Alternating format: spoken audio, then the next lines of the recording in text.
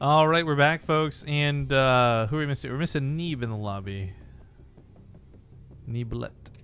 Just invite him here. So I'm going to be back really quick and get this going here as soon as we can.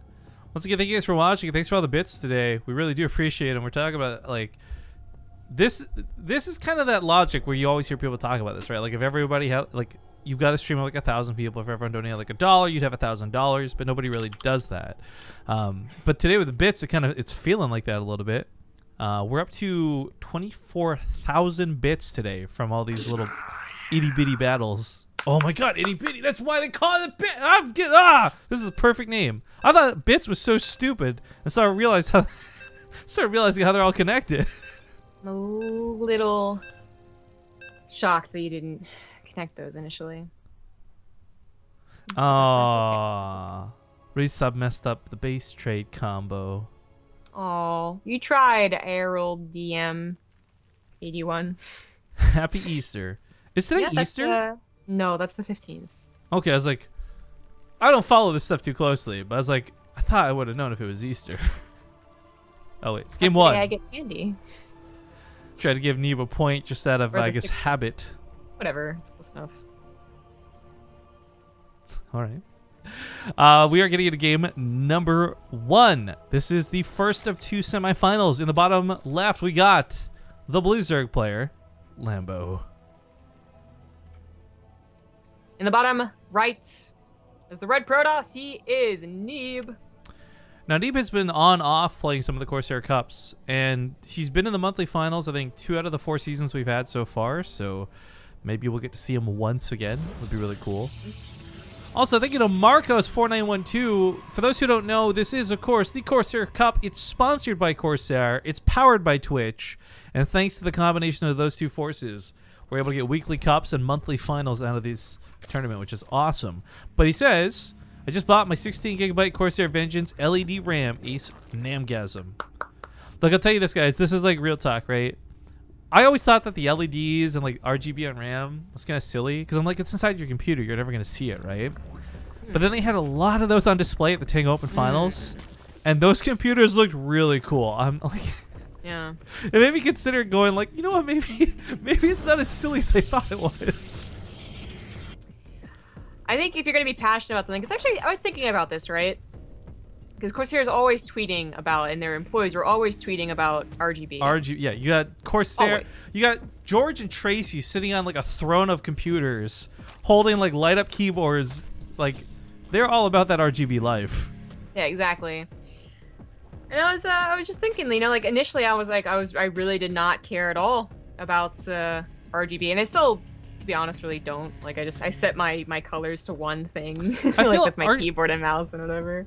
RGB for me is like, it's cool if it's there, but not necessary. So I like that you don't need, like, it's not an integral part of the product, right?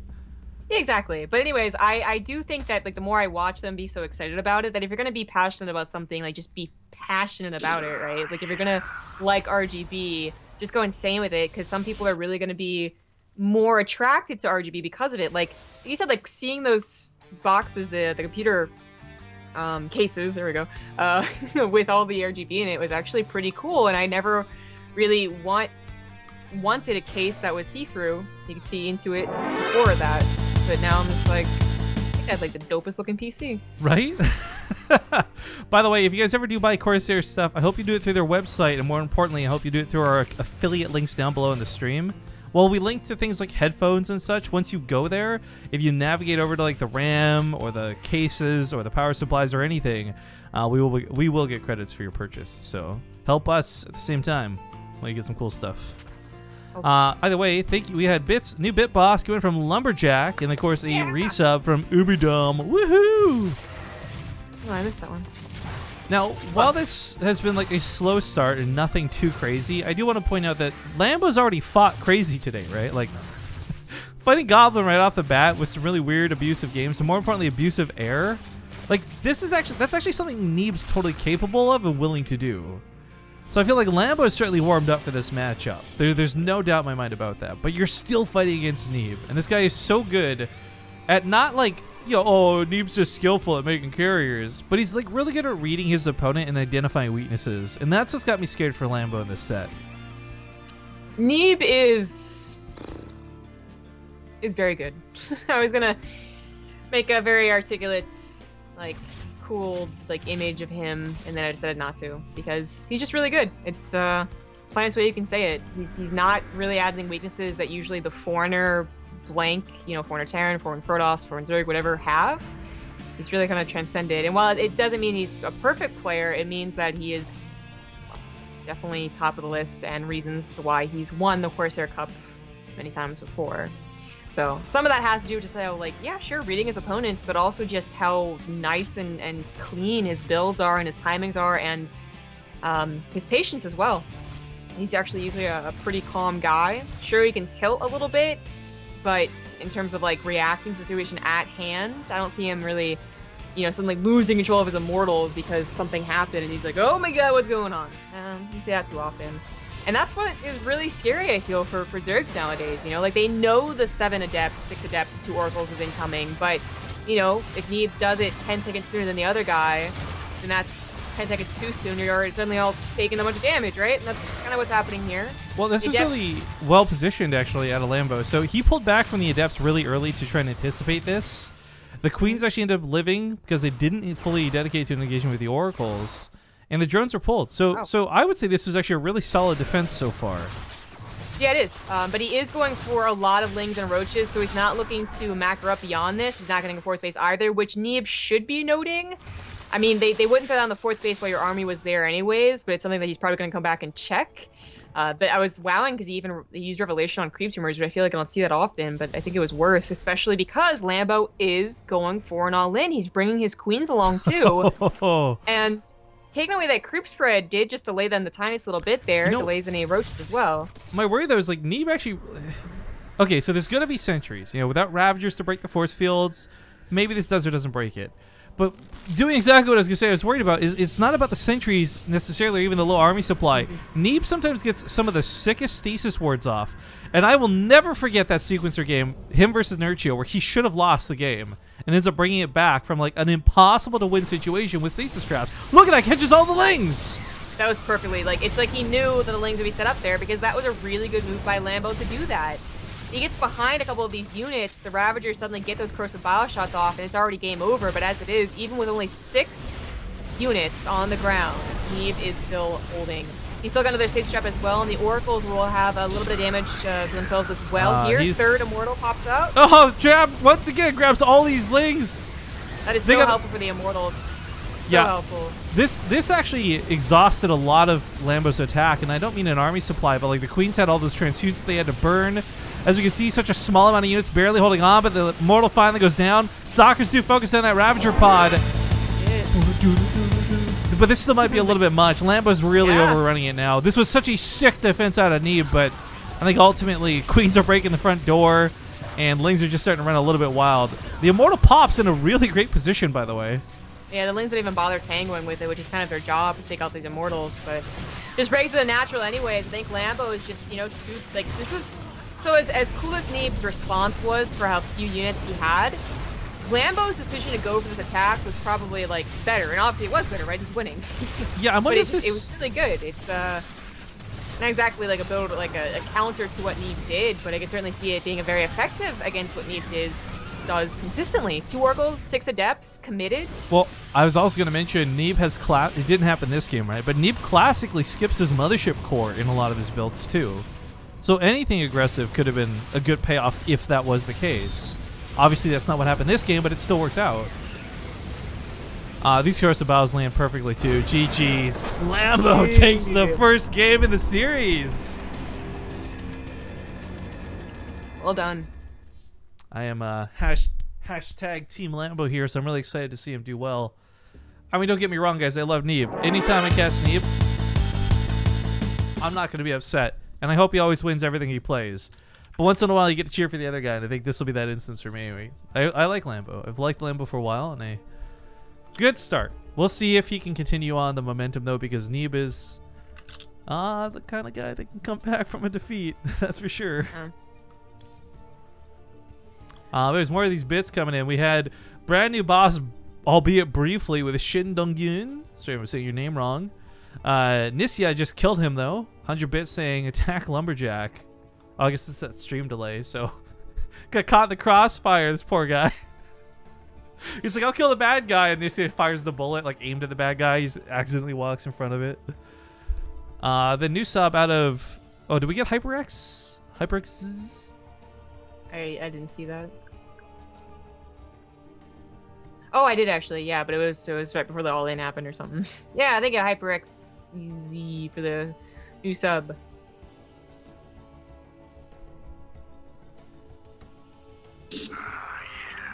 Thank you to Messon for the 16-month resub. BaseTradeTV for life. And okay, Dr. Sidewinder. Doctor, I've got a problem. I don't have a way to properly convey how much I love you for resubbing. Thank you for the 22 months. Bring back Cat Caddington. I think if I could, like, honest to God, if I could like hold that accent better, I would use Cat Caddington to the point where you guys would not want me to bring back Cat. You'd be like, get him off. Bring back Rifkin. Cat Caddington.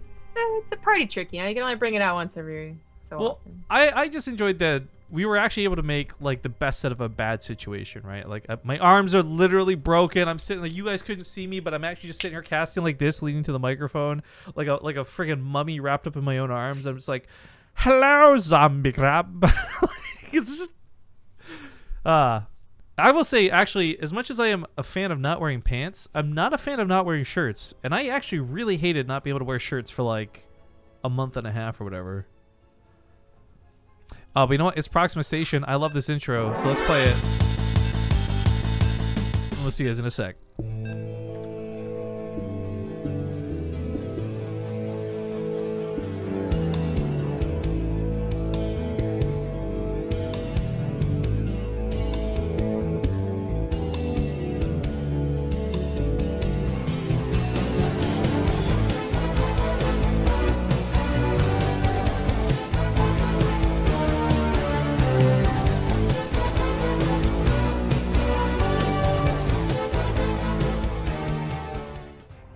Of course, as we hop into that intro, we got a new bit boss. 2 of them. Well, no, excuse me, that was a sub.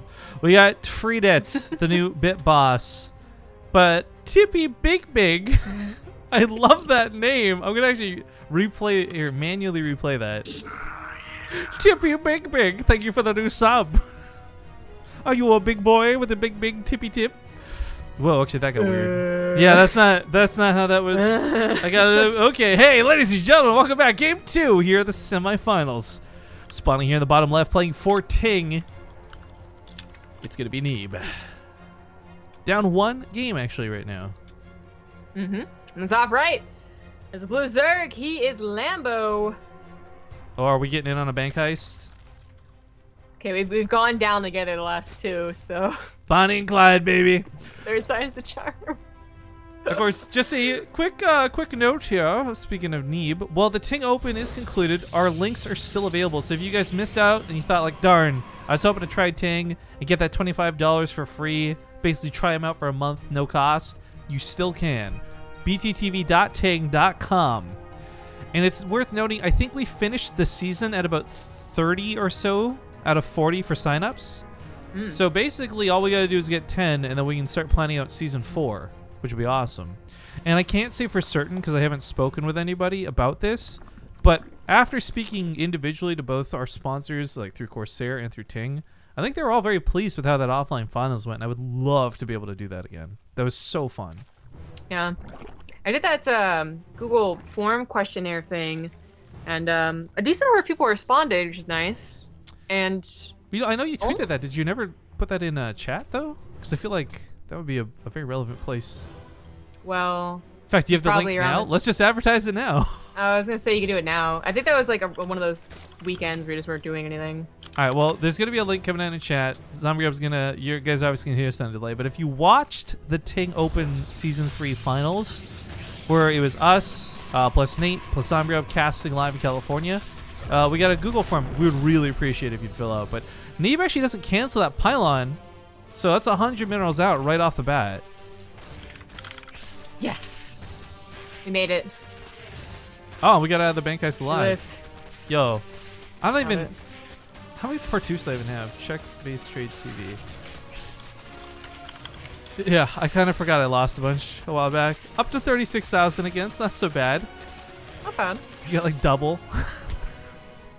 Yeah. I was gonna say, everyone had good things to say, which, you know, it's obviously gonna be a little biased because people who follow me and fans. watch BaseTradeTV are fans. But Yeah. I meant, I asked some like pretty decently detailed questions that it would not have been offensive at all had they been like it wasn't, or it should have been, or, you know, anything like that. Yo, And it wasn't too bad. I'm really proud of how that went. Like, I don't, like, I will admit I wish the viewer count was higher, blah, blah, blah. But the thing is, I felt like the production went really well. We had so few hiccups. I thought you, Nate, and I worked really well together, too.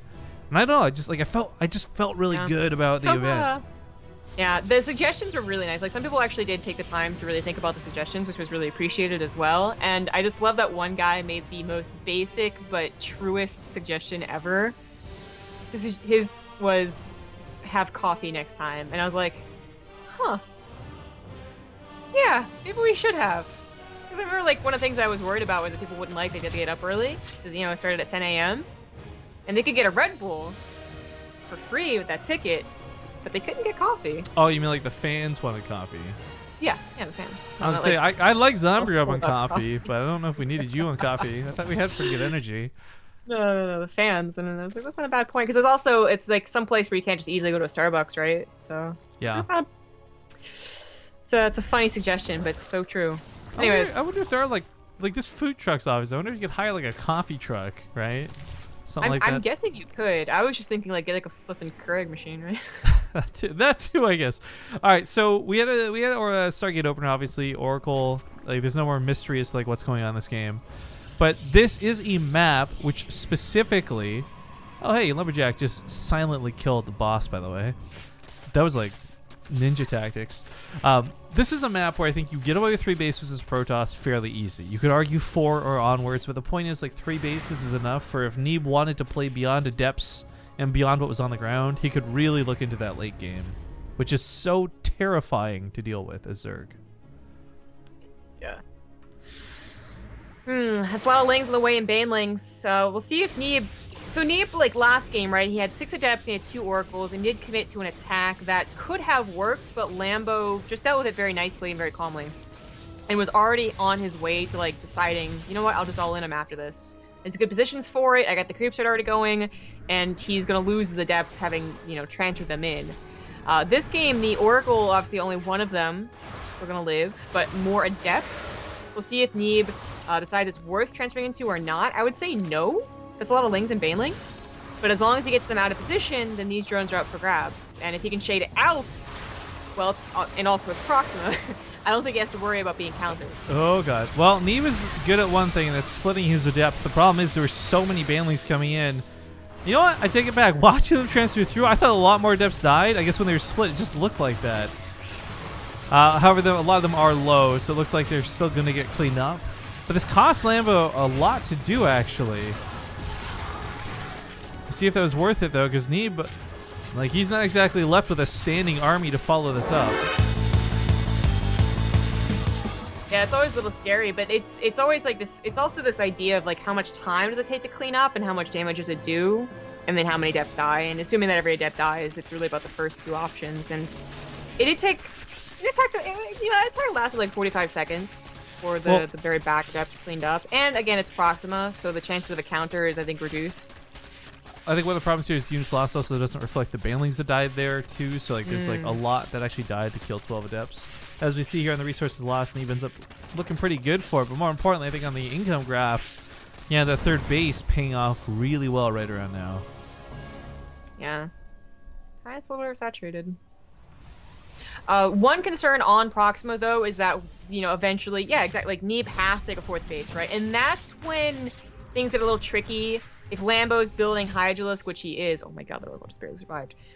When you have to start moving out from that choke at the 3rd base to protect your 4th, and even if you have pylons, there's been a string of like Ling Hydra all-ins that have been working really well against that. But as we see, Lambo already has an infestation pit. His Hydras would have been honestly not that plentiful fast enough anyways. Maybe not, who knows, but infestation pit, so probably gonna be looking into that later. Well, we've been seeing more people just layer out pylons here to help compensate for that, right? Oh, this a ling? Yeah. That's awkward. I said pylons or not. Yeah, so I mean, like it's definitely not crazy. Like you're like, okay, I like the gold better. I think more people have been taking it more consistently, but it's just interesting to see both players choose not to go for that gold. Yeah. Well, yeah, I agree with that certainly. Like especially if the Zerg is going to be playing. Well, basically not how Lambo's playing. Like Lambo's going straight up to a hive, and that is going to make him more defensive unless he tries to be like kind of fake on the front, like, oh, I'm so scary, I'm really not. Please don't attack me. But it's certainly if they're being aggressive, take that gold base, control the map, take the edges where you can. But for the Protoss, who I'd say around this time is still building up that army, still waiting for charge, still waiting for High Templars, that gold base just seems so scary compared to the other one. The other one's in like a little pocket. Just did him right in that pocket. Well, the Templar Archives, not for Storm, but for Archons, just for the time being. Neeb's armor down here is really aggressive. My concern, though, is there's not really an exit strategy, right? There's no Mothership Core coming in with this, so there's no recall. If this gets caught, it's going to die.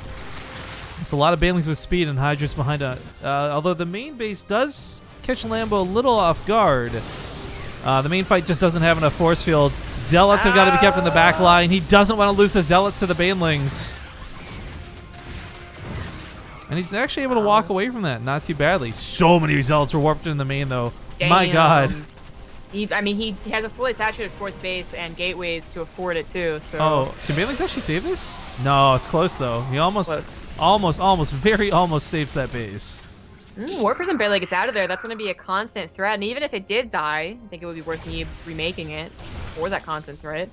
On the front lines here with a very small army, this is too dangerous to continue on forward, and he does back off. What is this, the caster command today? So when you left that one time, last time we cast, of course, they put me as not Scarlet because you were talking about something. I forget what. So I was like, come on, mods. What the hell? Wait, you're not Scarlet? Shut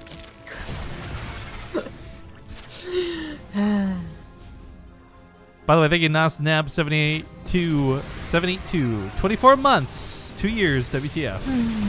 I'm not sure this army's. It's such a strong army, you know, Archons and Immortals, but I didn't think it was big enough. So I mean, Neeb's like 10 Warpins at a time is insane. Zealots are gonna come in here and blitz once more, but I think Lambo's doing a good enough job defending.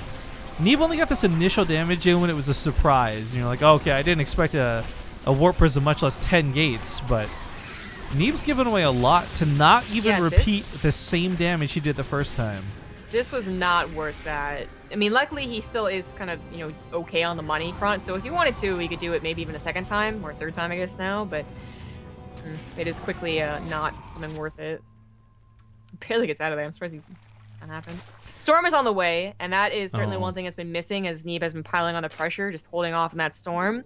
Agreed. Now with Storm, I don't know if Lambo has a response. He never got up to whatever he planned for that hive. So, by the way, just addressing chat really quick. First off, Dr. PB says, I never played StarCraft before. After watching it here 4 to 5 months, I finally bought it, and man, do I suck. But man, take some advice from Jake the dog, right?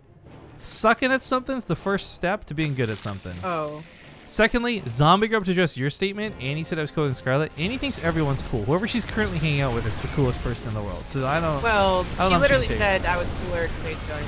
Oh, the storms end up exploding the Banelings, but they still detonate off on the Immortals. Brings it back in for the Zealots, but so many storms are still running. We got battle music playing, and Lambo's attack is going to fall short. GG. Thank you, by the way, Leprechaun. He's the bit boss now. Says, form filled out. Offline finals. Keep up the good work. Oh, death to the boss. Nervoth? Or Nervoth. Sorry, I read the wrong name. Nervoth was the boss killer. Excuse me. Yeah, she's here. But yo, that's gonna be game 3. So stay tuned, guys, and we'll see you soon to see who goes on to the grand finals.